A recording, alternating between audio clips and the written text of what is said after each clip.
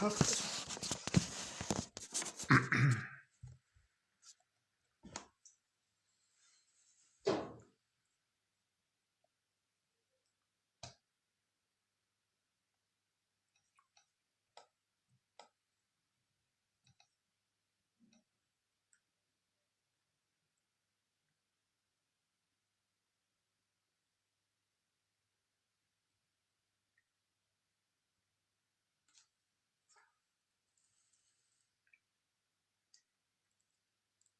Oh, 3 personnes déjà.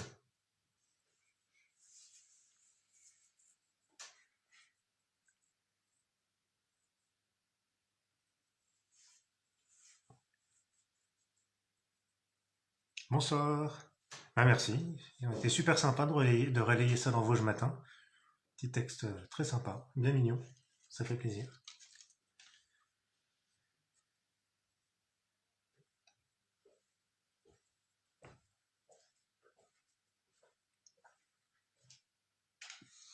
Je vois que Françoise est là. Bonsoir Françoise.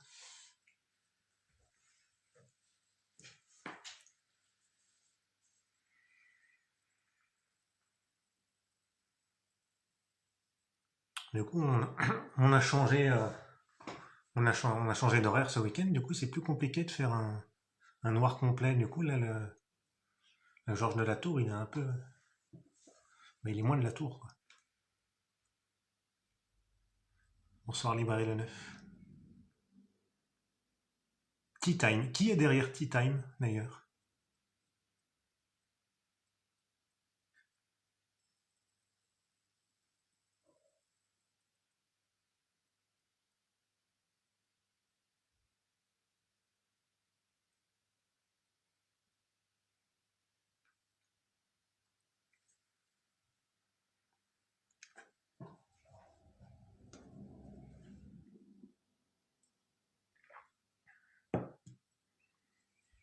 Bonsoir, j'attends encore un petit peu les arrivées. Si arrivées il y a 10.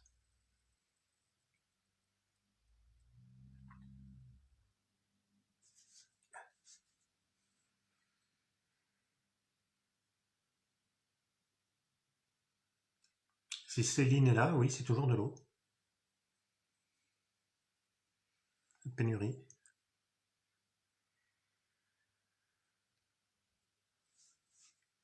Alors, bonsoir tout le monde. Donc, ce soir, on va lire un petit peu de Fab Caro et du Fabrice Caro, du coup. Donc, en fait, Fabrice Caro, c'est son nom d'auteur pour les romans et Fab Caro, c'est son nom d'auteur pour les bandes dessinées. Fab Caro, à la base, c'est un auteur de bande dessinée que j'adore. C'est vraiment un monstre de l'humour absurde. Très très fort, avec une écriture très orale et puis très théâtrale. Voilà, donc je vais commencer par vous lire un petit peu d'extraits de son roman, Le Discours, qui est très bien, pas au niveau de ses BD, puisque les BD, voilà, c'est son métier, c'est auteur de BD, mais il y a des très bons passages, des très bonnes idées dans le discours, que je vais vous lire. D'ailleurs, je vais pas vous dire... Ah, bonsoir Lorraine Pi, bonsoir Julien aussi, je suis content de vous voir. Je ne vais pas vous décrire le sujet du discours, je vais vous lire le premier chapitre, qui va vous donner le ton tout de suite, qui, qui va vous dire de quoi parle le livre Le Discours. Voilà, j'espère que tout le monde continue d'aller bien. J'espère que les éventuels qui n'allaient pas bien vont mieux. Et voilà. Bonsoir Madame Jandel. Ah, et qu'est-ce que vous en avez pensé alors, sans dévoiler l'intrigue, Tea Time? Qu'est-ce que vous avez pensé du discours? Et après, on commence, promis.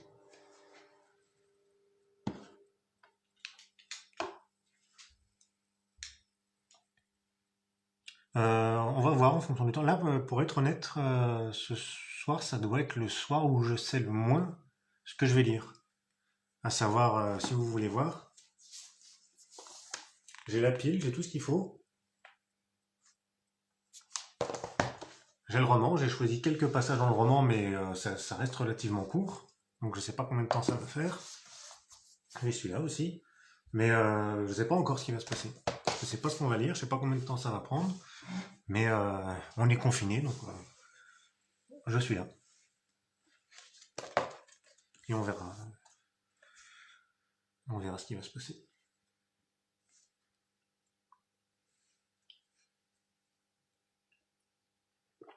Bon, bah écoutez, je vais commencer avec le premier chapitre du discours de Fabrice Caro. Et on est une vingtaine. Bonsoir tout le monde, bonsoir aux nouveaux arrivants. Installez-vous, prenez un café, une bière, un whisky ou du non alcoolisé. C'est comme vous voulez. De quoi passer un bon moment. Un bon moment.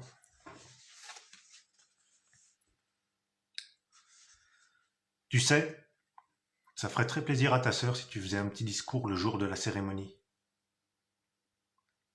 Il laisse tomber ces quelques mots, comme ça, sans plus d'ornement, sans même me regarder, appliqué à se servir un verre de vin rouge qu'il vide dans la foulée. Le détachement, l'absence totale de solennité qu'il imprime à cette phrase empêche toute négociation. Débattre d'une telle proposition relève du superflu, voire du grotesque.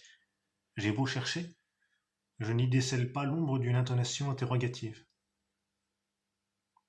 Son autorité naturelle ne s'encombre d'aucune question, de volume sonore, de regard droit. Ah, rien de très élaboré, hein. Quelques mots, ça la toucherait beaucoup. Oui, oui, bien sûr, avec plaisir. C'est tout ce que je trouve à répondre. Ma sœur et ma mère reviennent de la cuisine à ce moment-là. Il ne manquait plus que ça pour pourrir la soirée. Un discours. De ma place, je peux apercevoir le porte-serviette au mur de la cuisine et m'étonne d'être encore traumatisé 30 ans après par ce chef-d'œuvre d'ébénisterie initié par notre professeur de technologie de 6e en guise de cadeau de Noël pour nos parents. Il s'agissait d'élaborer un porte-serviette en forme de sapin à partir d'une planchette rectangulaire. L'exercice avait pour but de nous familiariser avec le tour, la meuleuse, la fraiseuse et autres outils au nom barbare dont l'utilité nous échappait et m'échappe encore aujourd'hui pour tout dire.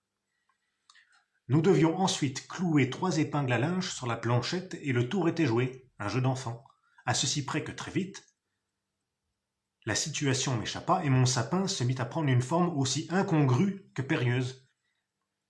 J'avais beau tenter de rectifier le tir, scier, meuler, limer, fraiser, rien à faire. J'assistais impuissant à la genèse d'une forme qui prenait vie malgré moi, revendiquait son indépendance avec morgue et rébellion, et je regardais hébété, paniqué, mon porte-serviette de Noël s'éloigner du concept initial de sapin pour se rapprocher lentement mais sûrement de celui de bite. Plus je m'acharnais à m'en écarter, plus elle se dessinait. Plus je visais le sapin, plus la bite se précisait. À la fin de la séance, ma production provoqua l'hilarité de tous mes camarades et le professeur, n'y voyant qu'une provocation potache, me gratifia d'une retenue. Le 25 décembre, j'offris donc à mes parents une bite en contreplaqué en guise de cadeau de Noël. Cadeau que ma mère trouva si charmant qu'elle s'empressa de l'accrocher au mur de la cuisine, malgré mes protestations paniquées, interprétées comme de la modestie mal placée. Toute mon adolescence. L'estomac tordu par l'angoisse, je vis ainsi défiler dans la cuisine de mes parents des visiteurs qui ne manquaient jamais de jeter un œil aux porte-serviettes avec un certain désarroi, bien que, par ce que je suppose être une sorte de savoir-vivre, personne ne fit jamais la moindre allusion. Qu'est-ce qu'il peut bien passer par la tête des invités qui découvrent une bite en contreplaqué sur le mur de la cuisine d'un couple de tranquilles septuagénaires? Quelle explication tangible peut-il y avoir à ce parti pris décoratif? Chaque fois que je reviens voir mes parents, je tente un furtif et détaché depuis le temps, tu pourrais enlever cette vieillerie, non? Et ma mère de répondre invariablement, non, non, tu l'avais fait avec amour, il restera là jusqu'à ma mort. Je n'ai jamais su si ma mère était la seule à ne pas voir que le porte-serviette représentait une bite ou si elle avait peur de me blesser en le retirant. Et avait décidé contre vents et marées d'être du côté de sa progéniture, telle la mère dont le fils psychopathe a assassiné plusieurs personnes à l'arme de poing et qui s'obstine à défendre la thèse de l'accident. N'importe qui, à ma place, aurait clos le dossier en une simple phrase. Enfin, maman, tu vois bien que ce truc ressemble à une bite, enlève ça, voyons. Mais je n'ai jamais entretenu avec mes parents autre chose que des rapports naviguant mollement entre non-dits, consensus respectueux et acceptation polie, un non-rapport, cette volonté de ne jamais faire de vagues pour ne pas avoir à les surmonter. Schéma que par la suite je ne cesserai de reproduire avec les filles que je croiserai tout au long de mon existence. Et m'apparaît alors ce bilan assez terrifiant que ma vie affective n'aura été au fond qu'une acceptation résignée de bites en contreplaqué sur un mur de cuisine.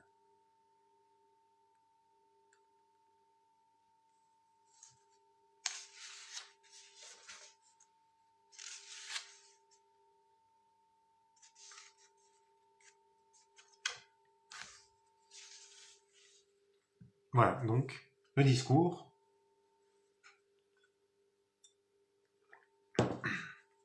Adrien doit écrire un discours pour le mariage de sa sœur. Il n'a pas envie, et comme vous l'avez entendu, il a des considérations qui sont quand même tout autres que les discours pour les mariages. D'autant plus que, je ne vais pas vous lire le suivant, mais il a envoyé un message à 17h24 à sa copine. Il a été lu à 17h56 et il n'a toujours pas de réponse. Alors, qu'est-ce qui se passe, quoi? Je veux dire, pourquoi elle ne lui répond pas? Normalement, elle répond toujours tout de suite. Et puis, qu'est-ce qui s'est passé? Est-ce qu'elle a eu un accident? Ou alors non? Est-ce que c'est sa façon à elle de lui signifier que c'est terminé? Ou alors non, c'est pas terminé, mais il y aura peut-être un peu de rancœur, un petit peu de rancune, un petit peu... Enfin voilà, ça part dans tous les sens. Et voilà, et donc, je vais vous lire 2 autres chapitres qui me plaisent particulièrement dans ce livre.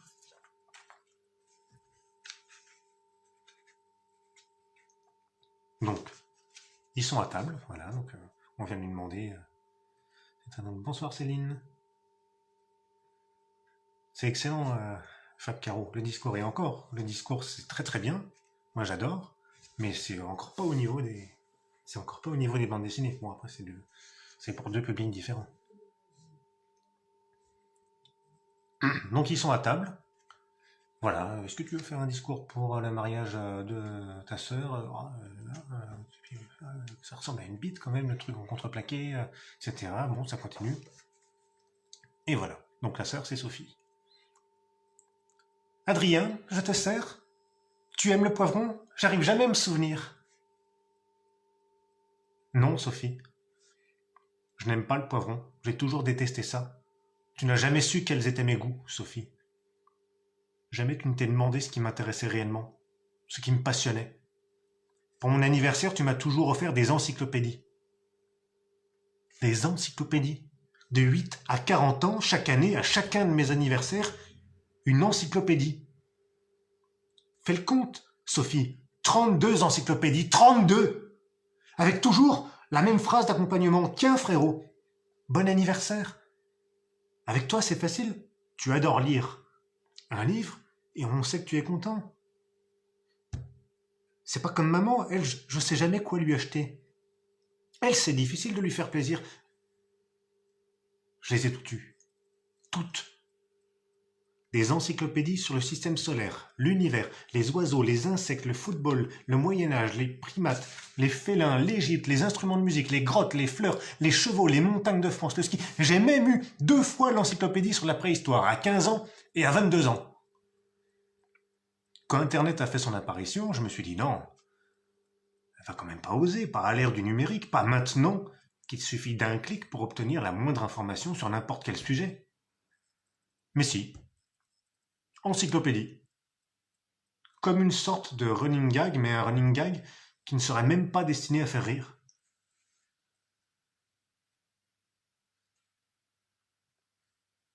Pourquoi des encyclopédies? En 32 ans, tu imagines bien que j'ai eu le temps de me poser des questions. Je cherche encore la réponse.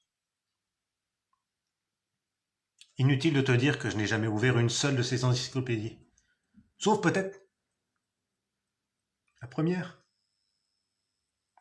À la deuxième déjà, intuitivement, je savais que c'était plié. J'avais compris que désormais, mes anniversaires ne t'empêcheraient pas de dormir.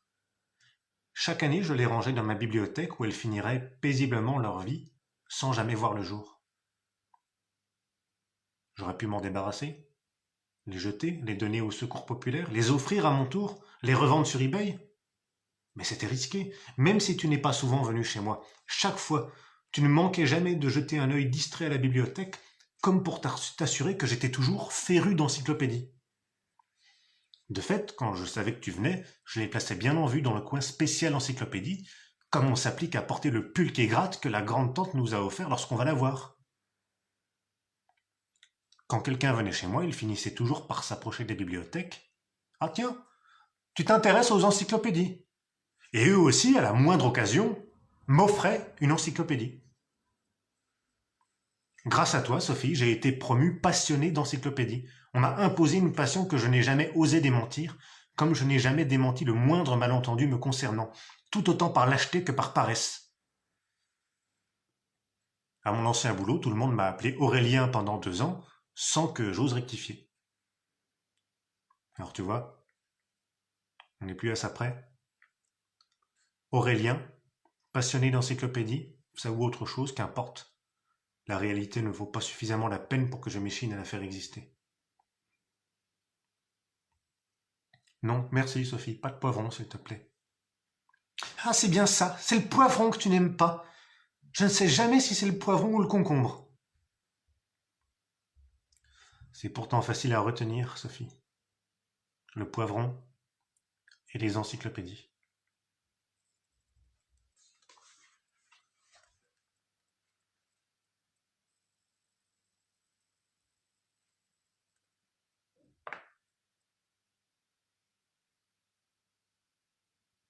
J'aime bien parce que là, je suis en train de me voir, en train de lire encore, puisque j'ai toujours le différé. La qualité de l'image s'améliore, c'est fou. Mais il y a le mec qui gesticule à mort, en fait. La chenille. Le chapitre avec les mots dans l'arbre. Ah, je sais plus la page. Mais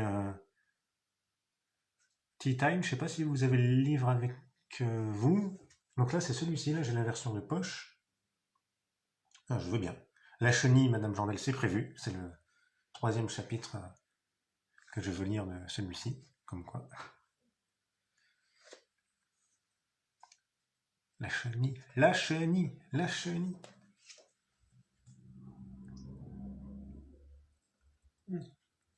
Et on est nombreux ce soir.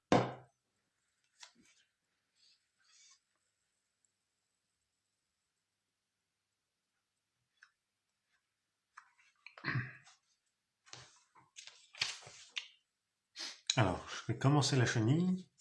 Je me souviens plus parce que ça fait longtemps que je l'ai lu. Là, j'ai été le récupérer cet après-midi à la librairie. Oui, tu aimes, Dominique, le décor avec un gant de cuisine éclairé à la flamme? La chenille, la chenille. Je sais pas si je te l'ai déjà lu, Lorena, la chenille. Mais quoi qu'il en soit, vous allez le découvrir.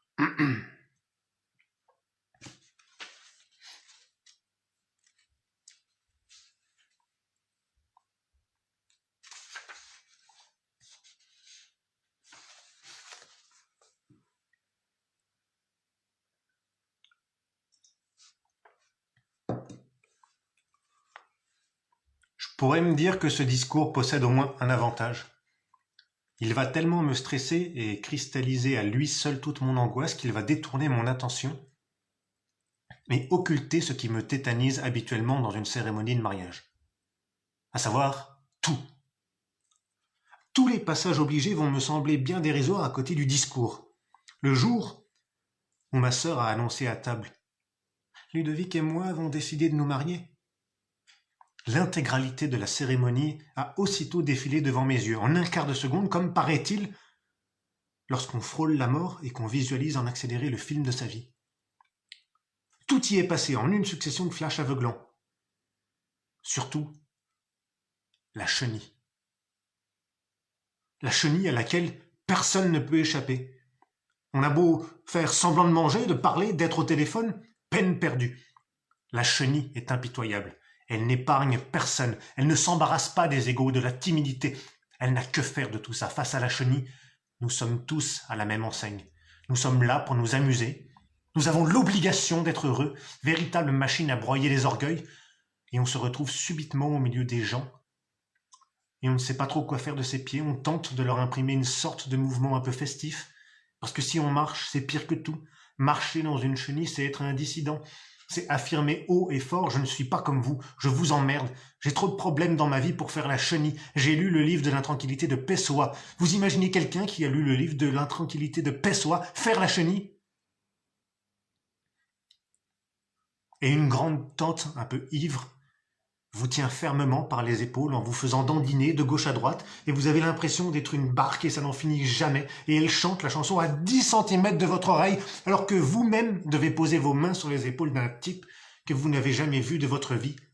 L'oncle du marié, et sa chemise est trempée de sueur, et vous avez la sensation que vos doigts sont à même sa peau. Il y a quelque chose de sexuel et de dégoûtant là-dedans. Et vous vous dites que là, pile là, vous préféreriez avaler une demi-douzaine de limaces plutôt que d'avoir cette matière visqueuse sous vos doigts. Et vous vous posez à cet instant précis des questions sur le sens de la vie. Mais c'est trop tard, vous êtes déjà prisonnier. En voiture, les voyageurs. Je m'étonne que personne à Hollywood n'ait jamais songé à produire un blockbuster sur la chenille. L'histoire d'une immense chaîne de gens heureux et ivres qui se déploierait dans Manhattan à travers les rues et qui absorberait tout le monde pour enfler, enfler, enfler, enfler sans fin, et elle dévasterait tout sur son passage, et les gens auraient beau courir, hurler, se cacher sous des porches au fond des ruelles, rien n'y ferait. La chenille les engloutirait et continuerait d'enfler, enfler, enfler, mais heureusement Bruce Willis arriverait, réglerait ça, peu importe comment, et une fois de plus l'Amérique aurait sauvé le monde. Mais je n'ai pas, moi, besoin de Bruce Willis. Tout ça n'a plus la moindre importance. Je n'ai plus peur de la chenille. La chenille n'est rien comparée au discours. Elle m'apparaîtrait presque comme une partie de plaisir, sans enjeu, et la peau transpirante de l'oncle du marié comme un sommet de sensualité torride.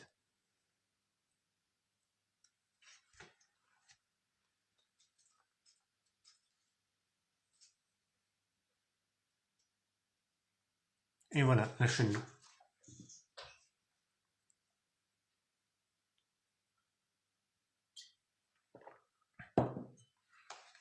Je me rappelle plus du tout Tea Time. Enfin, je me rappelle du chapitre, mais je me rappelle plus où il est. Fin, début, à la fin, il me semble.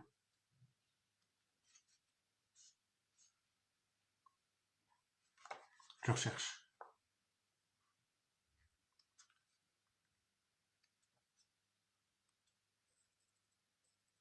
Mais Dominique, j'y pensais en lisant le texte. Il y avait un côté Covid-19 chenille, effectivement. Vous savez si Bruce Willis est infecté ou pas?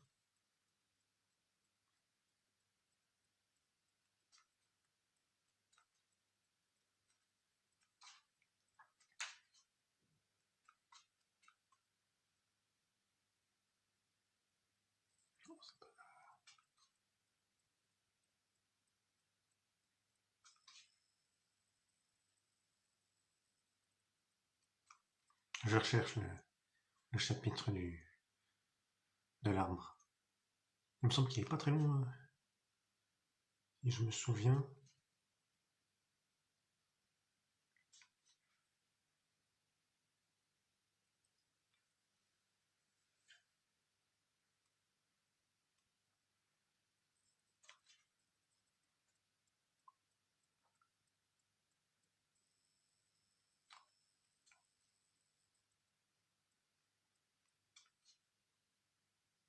Il a fait un autre roman qui s'appelle Figurec. Il l'a fait, qui est sorti en 2006. Je ne l'ai pas ici, qui est très sympa aussi. Ça commence aussi de manière complètement bizarre. Il y a un homme qui va assister aux enterrements parce qu'il adore ça en fait. Il adore, voilà, un enterrement chic, hop, il y va, il s'assoit, puis il met des notes aux enterrements, il dit ah bah tiens, celui-là, oh non, je connais, voilà, parce que du coup il établit des profils types, il y a la pleureuse, celle qui pleure comme ça, celle machin, celui qui est solennel, etc. Et donc il va à tous les enterrements, et un jour, bah, il se rend compte que quelqu'un fait pareil que lui. Voilà, le début de Figurique. Très sympa aussi.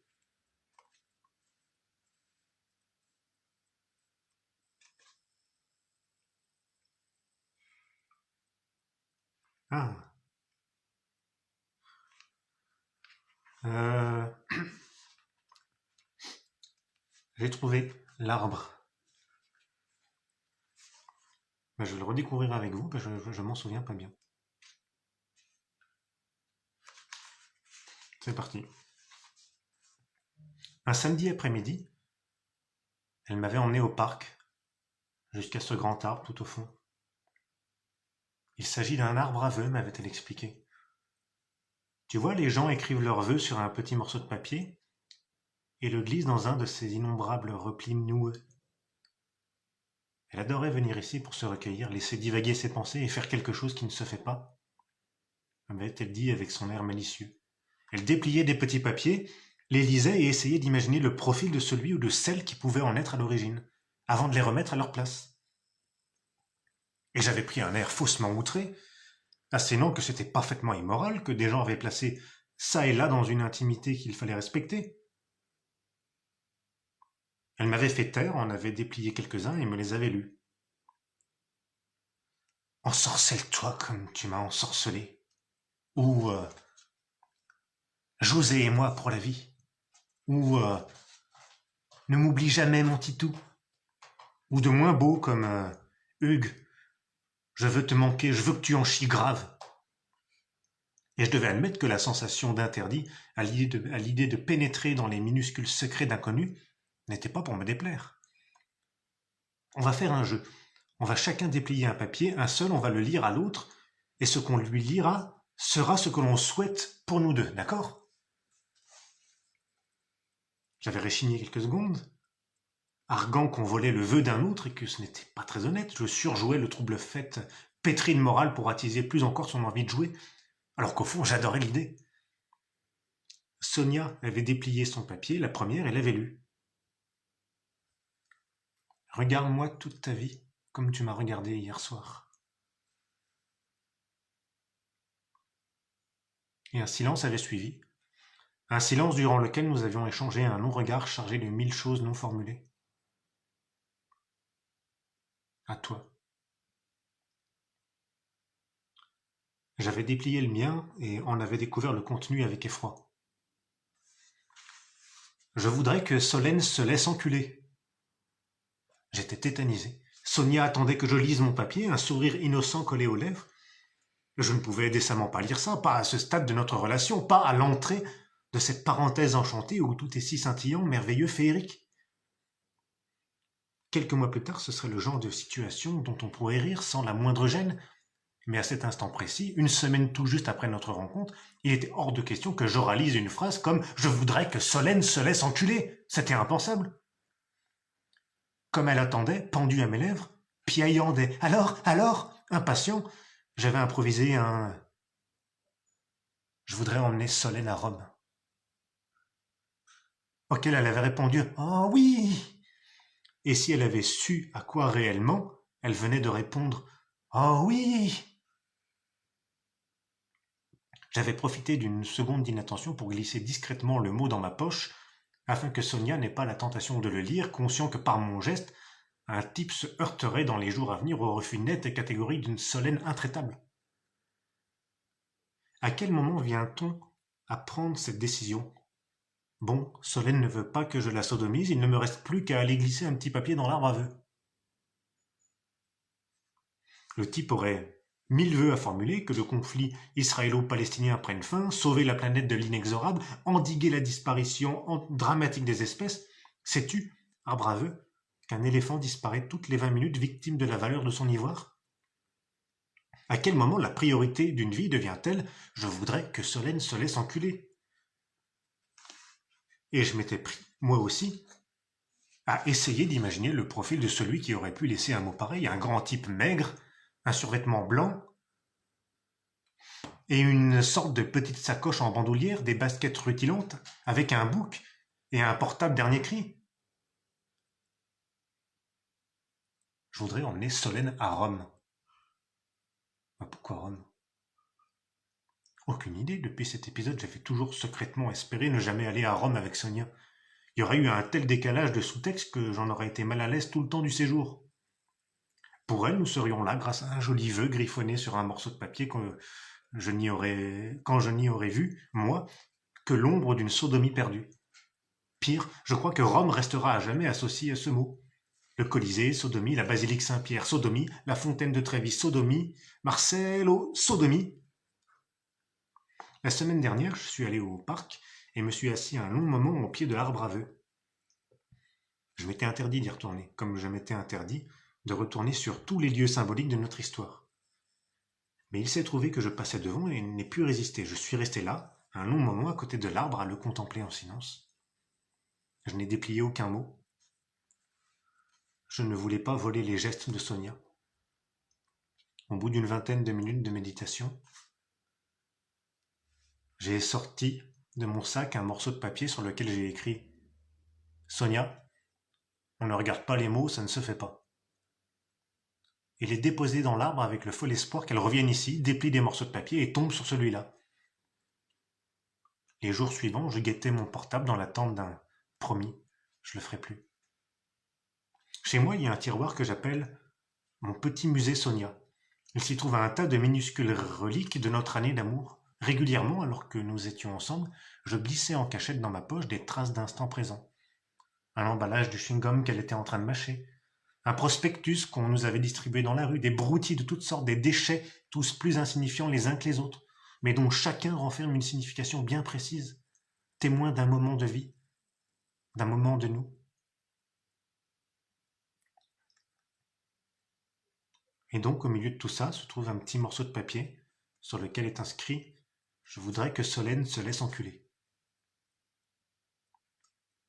Je me dis souvent que si je mourais brutalement, mes parents, ma sœur et mon beau-frère viendraient vider mon appartement et tomberaient finalement sur ce petit papier.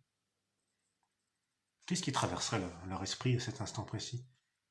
Est-ce que celui qui le découvrirait le montrerait aux trois autres? Ou bien le glisserait-il discrètement dans sa poche pour essayer de sauvegarder une image de moi? Si ce n'est héroïque, tout du moins dénué de vœux tordus. Il faudrait toujours entretenir son lieu de vie comme si on allait mourir le jour même, afin que notre départ soit digne. Effacer son historique internet de visites douteuses, nettoyer les rebords de la cuvette des toilettes, laisser traîner sur la table basse un recueil de Paul Éluard, si possible ouvert à une page dont une phrase soulignée au crayon pourrait servir d'épitaphe. Vivre d'erreurs et de parfums. À sa manière, ma mère est animée d'une phobie assez similaire et tout aussi tordue. Elle tient toujours à faire le ménage de fond en comble quand elle et mon père s'absentent pour quelques jours, voire seulement quelques heures, au cas où un cambrioleur entrerait par effraction en leur absence et trouverait la maison en désordre. Elle dit que ça ne se fait pas, qu'elle en mourrait de honte. Pour autant, je ne peux me résoudre à jeter ce petit morceau de papier. Il est trop important dans notre histoire. Les mamans conseillent à leurs enfants d'avoir toujours une culotte propre en cas d'accident. Au cas où on les déshabillerait, plus rares sont celles qui leur conseillent de ne jamais laisser traîner des vœux de sodomie. Voilà, les petits papiers dans l'arbre. Donc c'était des extraits de Fabrice Caro, le discours.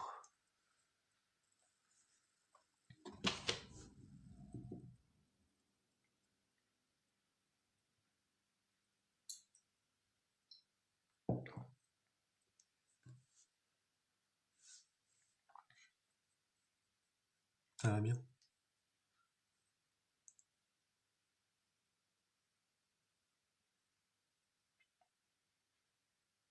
Ah, Gilbert Carlo est passé. Bonsoir Gilbert.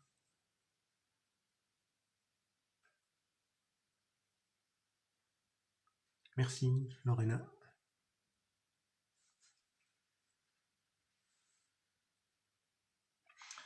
Je m'arrête pas là d'ailleurs. S'il y en a qui sont encore motivés, on peut se lire un petit peu de. On va essayer, on va tenter un peu de bande dessinée si vous voulez. On va tenter un peu court peut-être. Ah, on fait ce qu'on peut. Ça continue, ça continue. Regardez, deuxième partie, deuxième.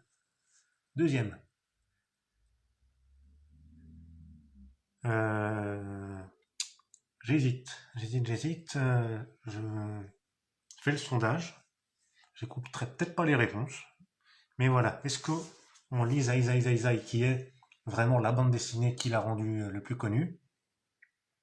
Ou est-ce que justement vous connaissez tous par cœur et du coup vous voulez en découvrir un autre?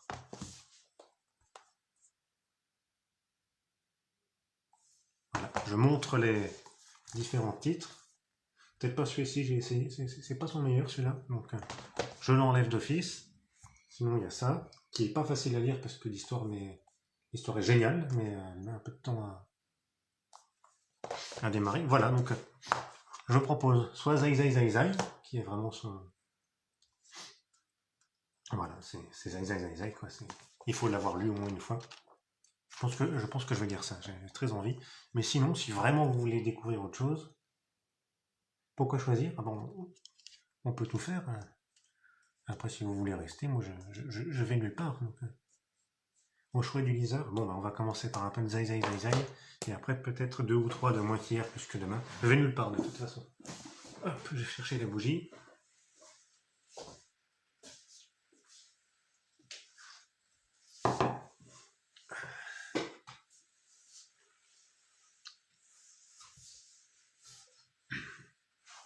Céline, d'accord, Zai Zai Zai Zai.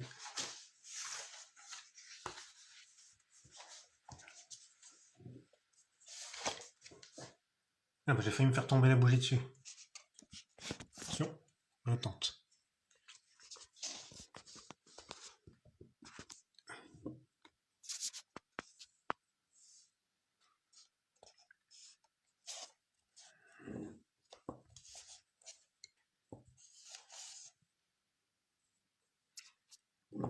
Pas facile.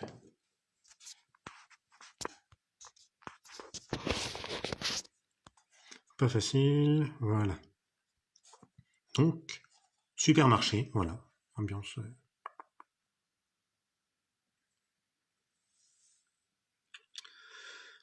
Voilà, ça fera 37,50. Vous avez la carte du magasin? Oui, oui, oui, bien sûr, oui.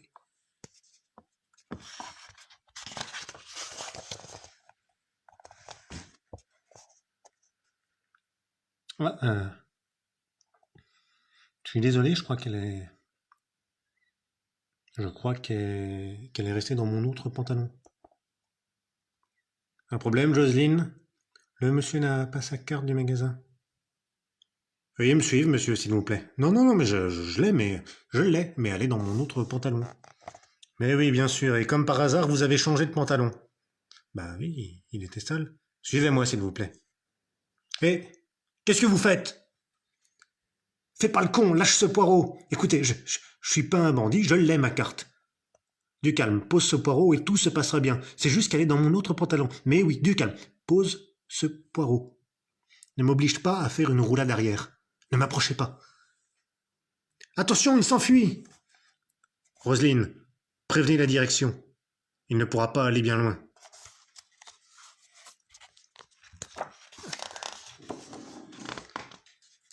Et voilà, c'est parti. Zai, zai, zai, zai.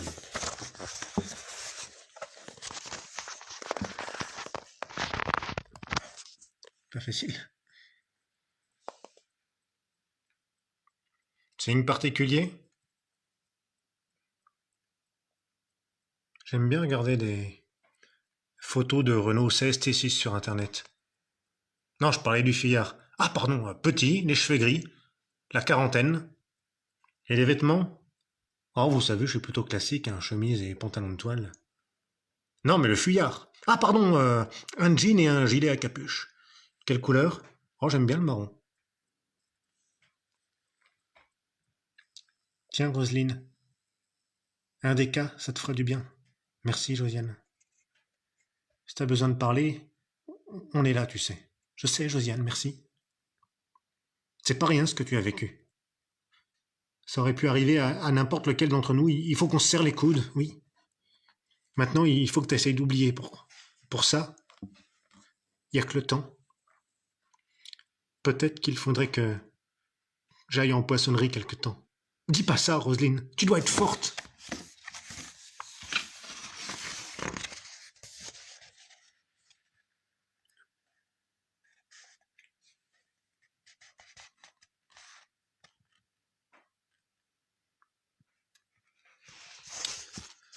J'ai envoyé le poireau à la police scientifique pour les prélèvements et analyses ADN. Non, mais c'est bon, le suspect a été reconnu par plusieurs témoins dans le magasin. Ah bon? Ben oui. C'est embêtant ça. Qu'est-ce que je vais leur dire, moi, maintenant, à la police scientifique? Bah, tu leur dis que finalement c'est bon, c'est pas la peine l'analyse. Ouais, mais bon, c'est la honte quand même. Non, mais t'inventes un truc sinon. Oui, bonjour. Voilà, c'est pour vous signaler que des jeunes de quartiers sensibles s'amusent à envoyer des poireaux aux gens. Donc, si vous en recevez un, c'est pas nous.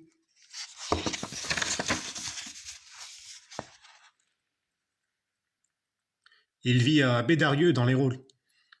Vous partez tout de suite sur place en reportage. Ok. Hop. Hop. Et... J'aime bien. Voilà. Bah, il est en fuite. Voilà. Voiture. Stop.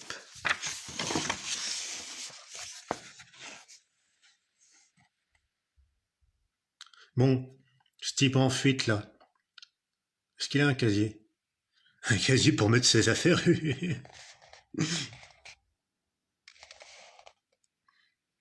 Vous dites ça parce que j'ai l'air d'un homosexuel refoulé, c'est ça? Non, non, pas du tout, c'est une blague, le casier avec les cadenas là pour mettre ses affaires. Ah!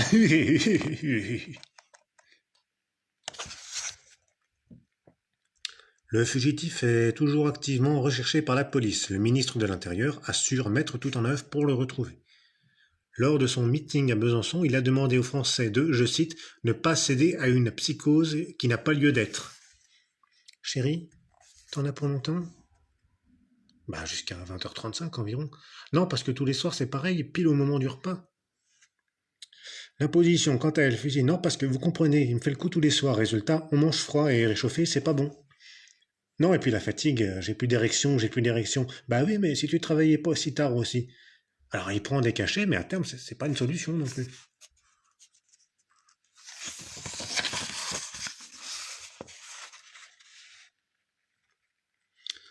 C'est à ce moment-là que je l'ai menacé d'effectuer une roulade arrière. Pouvez-vous nous montrer exactement? Oui, bien sûr.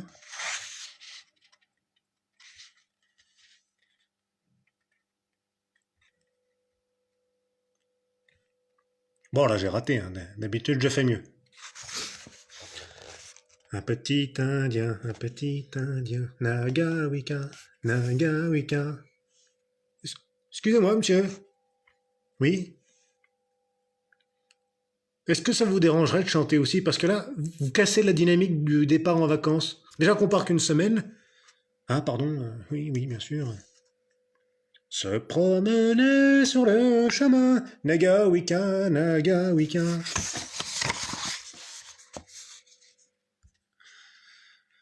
Et après ça, il faut être contre la peine de mort.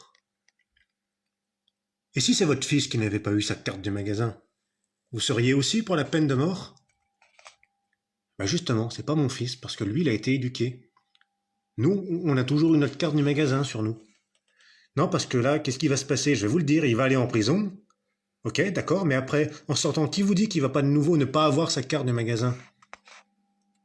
La prison, c'est l'école du banditisme. Il aura côtoyé toute la racaille et il en sortira peut-être pire. Si ça se trouve, après, il aura même pas son jeton pour le caddie. Typiquement le discours d'un extrême droite. Voilà, il sort de la voiture. Continue. Hop, deuxième stop.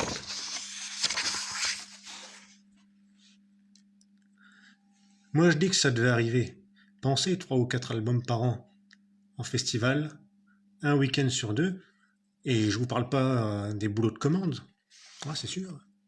Au bout d'un moment, n'importe qui pèterait les plombs, passez-moi l'expression, sans compter que ces derniers temps, scénaristiquement, il commençait à tourner en rond. Ah bah ça, vous pouvez pas l'éviter. Avec une telle production, on finit forcément par se répéter. Et voilà, c'est ça. Dans ces derniers travaux, on commençait à voir apparaître un certain systématisme dans ces schémas de narration. Ah, vous aussi, vous trouvez? Ah, ça me rassure. Non, moi je dis, à un moment, faut savoir lever le pied. Mais bien sûr, bien sûr. Eh, bonjour. Vous parlez des systématismes inéluctables dans les schémas de narration, je parie. Eh oui, c'est malheureux quand même.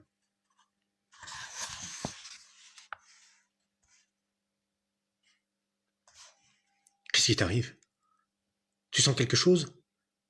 Les gars, je crois que Sultan a flairé une piste. Bravo, mon Sultan. Ah, ça c'est un bon chien. Ah, mon chien ami, c'est un bon chien, ça. Gérard, je sais que c'est difficile, mais Sultan est mort et empaillé depuis 7 ans. Il faut que tu l'acceptes.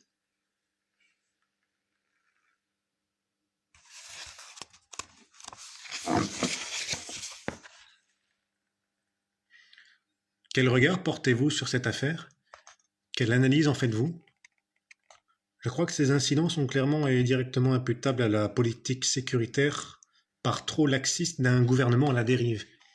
Et je joins mon pouce et mon index pour donner du poids à mon propos. Vous joignez peut-être vos pouces et votre index, mais moi je colle tous les doigts de mes deux mains. Vous n'avez pas le monopole de tous les doigts des deux mains collés. Hop, regardez. S'il vous plaît, recentrons, si vous le voulez bien, le débat sur la main, tenant mon menton dans une posture légèrement dissymétrique. Ça va, ça se passe bien? C'est bien aussi, comme ça, comme formule? Je sais pas si le son est bon, du coup, puisque le téléphone n'est plus dans le même sens. Dites-moi. On va pas la lire complète, on va laisser la surprise de la fin à qui veut. Donc, hop, le stop, tout stop. Je ne veux pas vous prendre, je suis assez individualiste, je préfère être seul et écouter ma musique tranquille que d'avoir à engager une conversation avec quelqu'un que je ne connais pas. Ouais, non, mais je comprends, moi aussi, ça m'arrive.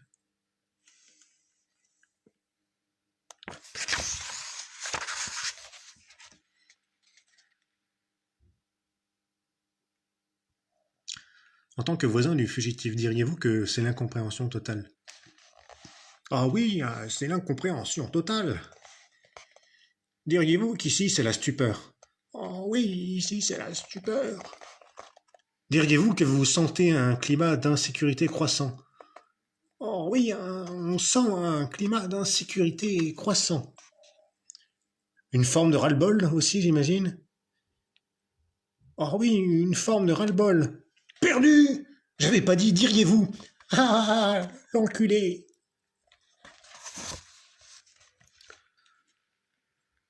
Dis donc, ce type qui se balade sans sa carte de fidélité, on voit tout. À ce propos, chérie, j'ai une nouvelle à t'annoncer.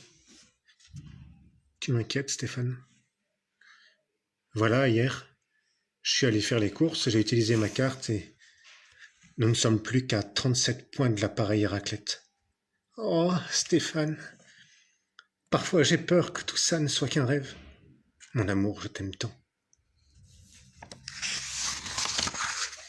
Il est con.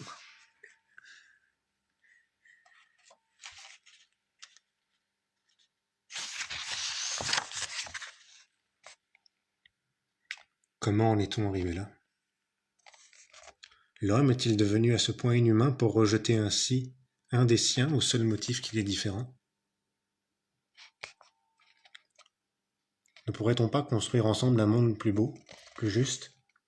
Un monde où nous regarderions ensemble vers un horizon plein d'espoir? Un monde où l'autre ne serait pas un étranger mais un frère à qui l'on tend la main dans un idéal de paix?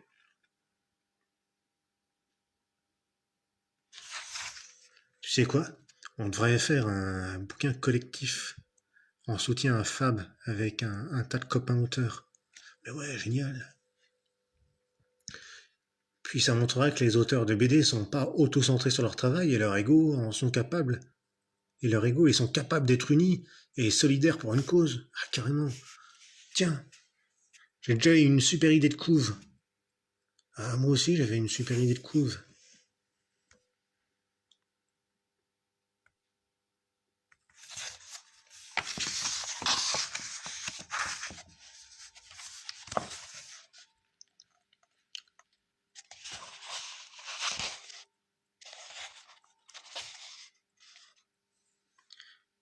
Les filles, c'est papa. Écoutez, je rentrerai pas à la maison ce soir et peut-être même pendant quelques jours. Vous avez peut-être déjà regardé les infos.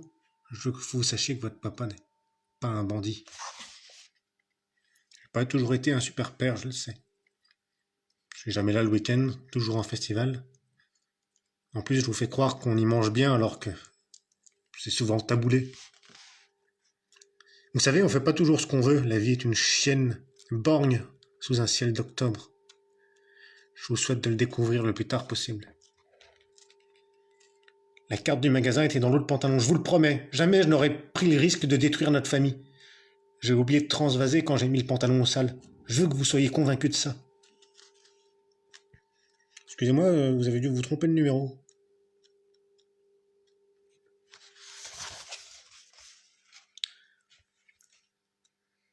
Pierre Kevin, où vas-tu? Je vais jouer dehors avec Jean-Hugo. Tu sais, ces temps-ci, je préférerais que tu restes dedans. Mais pourquoi? Avec ce voyou qui rôde, imagine qu'il te kidnappe et te séquestre dans une cave en te mettant des objets dans les fesses. Quoi comme objet? Bah, je sais pas, des bouteilles de Perrier, par exemple. De, de 1,5 litre? Non, des petites de 33 centilitres. Ah, tu m'as fait peur. Ah non mais, 1,5 litre, t'imagines?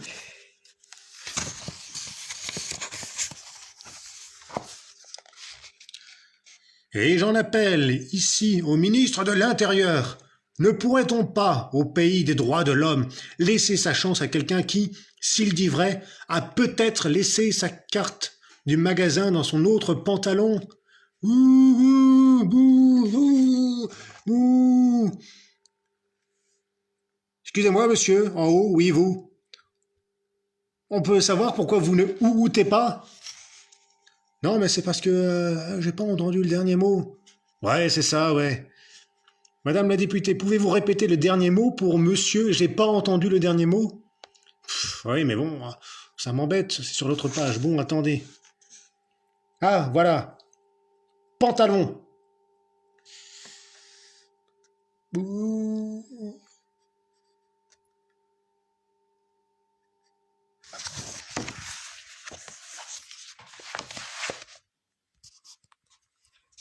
Voilà. C'est frustrant, hein.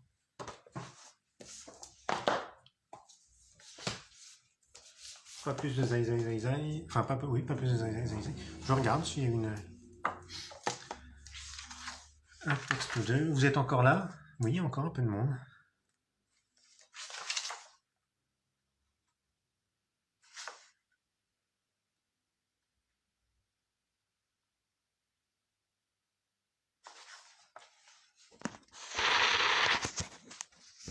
Donc là, c'est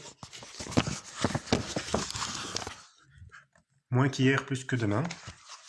Donc, bande dessinée sur le couple. Il est délicieux ton café, ma chérie.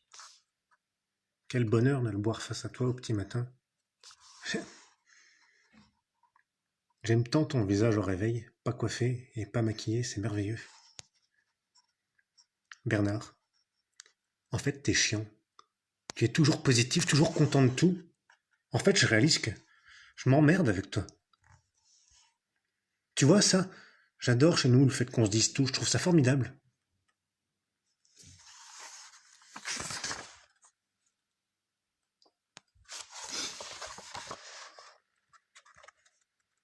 Chérie, tu sais où sont les clés du garage?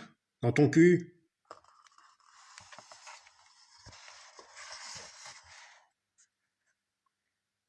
Ah mais oui, c'est vrai, j'avais complètement oublié que je les avais mises là, que je les avais mises là.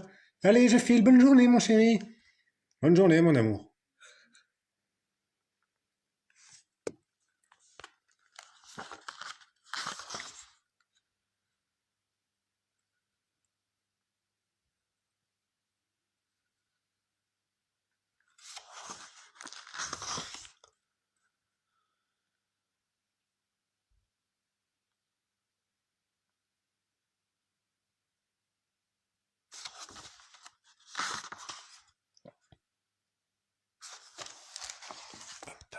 Bon, je pense que c'est pas mal.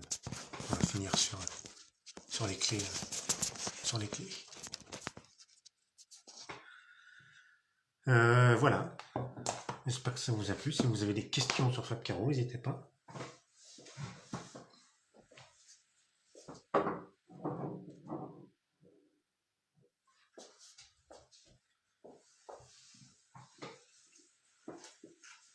J'en ai 16 encore. Ah, bah, je vois les gemmes qui pleuvent de partout. Bah écoutez. Voilà. Vous avez découvert pas qu'un livre ce soir, du coup, tout un auteur. On va essayer de la BD. C'est pas facile, je pense. Et ça vous a plu, ce format-là.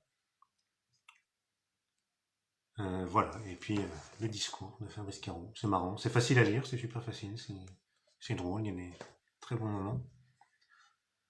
Voilà, bon appétit tout le monde, merci. Et on continue, donc prochaine lecture confinée numéro 9, on est mardi si je ne me trompe pas, donc jeudi à 19h. Ah ben, ça me fait plaisir Céline, merci, merci à toi. Et on rechange encore complètement de registre jeudi. J'en dis pas plus. Je vous en prie. Merci à tout le monde de votre fidélité. Et voilà.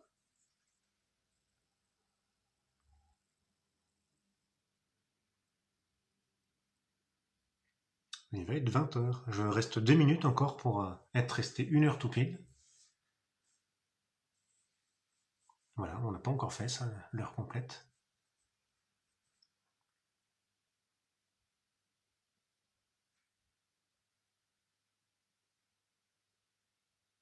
Bon, après, si on dit rien, c'est peut-être pas nécessaire de faire juste pour faire 1 heure. Est-ce que j'ai loupé des commentaires? Je crois pas. Voilà. Ah, Gilbert. Gilbert Carlo. Ah, chez nous, ils applaudissent aux fenêtres en tapant sur des casseroles. À chaque fois à 8h. En plus, ils sont en avance. Pardon? Avec des klaxons aussi. Oui, il y a des klaxons, il y a des klaxons, il y a des casseroles. C'est bien.